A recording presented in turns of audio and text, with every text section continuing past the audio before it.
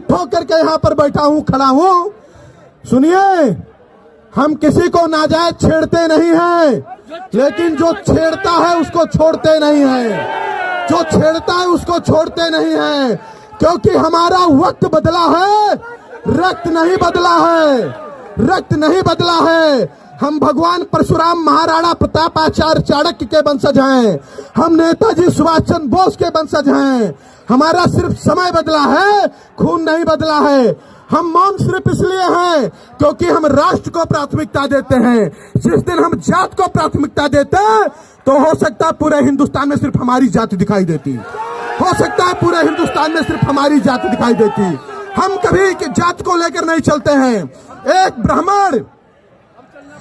ब्राह्मण जब भागवत करता है, पूजा पाठ करता है, वेद मंत्रों का उच्चारण करता है तो क्या कहता है कि धर्म की जय हो, अधर्म का विनाश हो, प्राणियों में सद्भावना हो, विश्व का कल्याण हो। हम विश्व के कल्याण की बात करते हैं।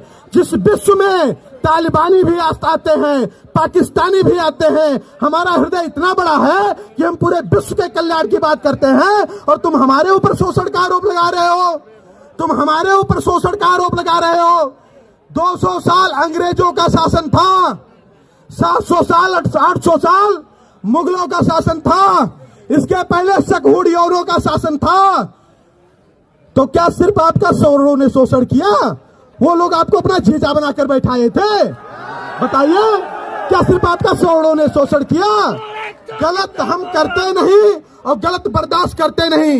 ये जो यूजीसी का मामला चल रहा है, अभी बहुत लोगों को नहीं पता होगा। हमारे देश की सरकारें लगातार कहती हैं कि हम जाति, धर्म, लिंग, मजहब, भाषा के आधार पर कोई भेदभाव नहीं करेंगे। हमारे देश की सरकारें कहती हैं, लेकिन इस देश में प्रधानी से लेकर विधायकी और सांसदी का चुनाव जात के आधार पर होता है।